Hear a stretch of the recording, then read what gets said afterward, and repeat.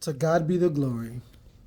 I put out a brief video, not putting a lot of word and stuff behind it, but I feel though I need to go through the text with you guys so you can have an understanding of what I am talking about.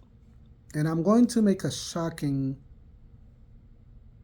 comparison to the text that was written, that is older than any man alive today. These words are not my words.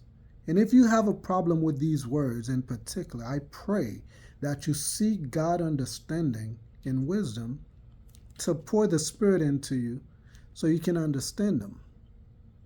The shocking truth of this text that I am making is that at the conclusion of it, whenever I get to the last video about these specific texts, I'm going to make a comparison that you won't like, but the text is as clear as day. I'm actually going to start in verse 18. Based on the video, if you've watched it, you can go back and read from 1 through 17. I'm starting in 18 because there's something I need you to see. I want you to see. Matter of fact, I'll start in 17 with you because 17 will provide shed a little bit of light into what I am trying to explain. When he looked and saw the traveler in the city square, the old man asked, "Where are you going? Where did you come from?" And the Levite, because he said he answers, just so you know, the Levites, he answered, "We are on our way from Bethlehem in Judah to a remote area in the hill country of Ephraim where I live. I have been to Bethlehem in Judah, and now I am going to the house of the Lord. No one has taken me into his home, his house." 19 says, "We have both straw and fodder for a donkey, and bread and wine for ourselves, your servant, me, your maidservant, and the young men with us. We don't need anything." "You are welcome at my house," the old man said. "Let me supply whatever you need. Only don't spend the night in the square." So he took him into his house and feed his donkey. After they had washed their feet, they had something to eat and drink. Ponder those three verses, 17, 18, and 19. And also verse 20 and 21. So 17, 18, 19, 20, and 21. Those 5 verses. With that being the predicate for the continuation of this video, when you watch it, like it, give it thumbs up, subscribe to the channel. I'm trying to build it. I'm trying to spread the gospel. I've had a few separate small videos I put out on here. They're not the main topic. I was basically trying to see if they would get noticed. But this is the foundation of why this channel will exist, and I will continue to release these types of videos because this is what I believe in. This is not what someone told me to do.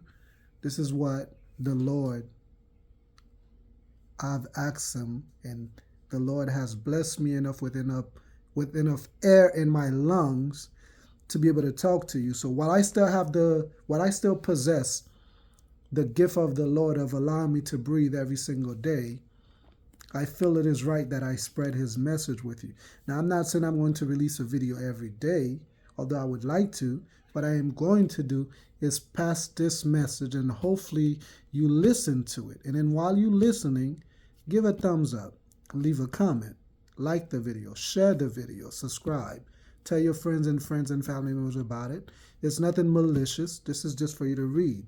But it is going to get a little bit more graphic because this message that, as I said in the previous video, none of your spiritual leaders are talking about this text in the pew because they are afraid of the message.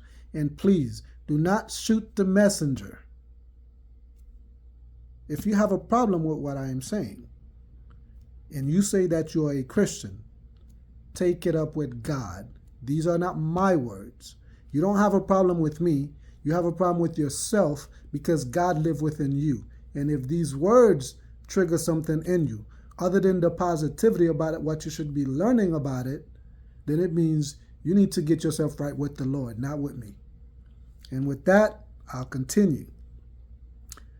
Verse 22, and I'm going to repeat it verse just so you follow along. While they were enjoying themselves, some of the wicked men of the city surrounded the house. Pounding on the door, they shouted to the old man who owns the house, "Bring out the men who came to your house so we can have intercourse with them." In verse 23, the owner of the house went outside and said to them, "No, my friends, don't be so vile. Since this man is my guest, don't do this disgraceful thing." Verse 24, "Look, here is my virgin daughter and his concubine. I will bring them out to you now, and you can use them and do to them whatever you wish. But to this man, don't do such a disgraceful thing." And then verse 25 said, "But the men would not listen to him, so the men took his concubine and sent her outside to them, and they did heinous thing to her." And the specific word, because I said it's not being preached in church, so I shouldn't be sugarcoating it myself. They raped her and abused her throughout the night, and at dawn they let her go. Verse 26, at daybreak the woman went back to the house where her master was staying, fell down at the door, and lay there until daylight. Verse 27, when her master got up in the morning and opened the door of the house and stepped out to continue on his way, there lay his concubine, fallen in the doorway of the house, with her hands on the threshold. Verse 28 said, he said to her, "Get up, let's go." But there was no answer. Then the man put her on his donkey and set out for his home. When he reached her home, he took a knife and cut up his concubine limb by limb into 12 parts and sent them into all the areas of Israel. Everyone who saw it said, "Such a thing has never been seen or done, not since the day of Israelites came up out of Egypt." Think about it. Consider it. Tell us what to do. Do you understand the magnitude of this situation? Yes, so ladies and gentlemen, this is not a drill.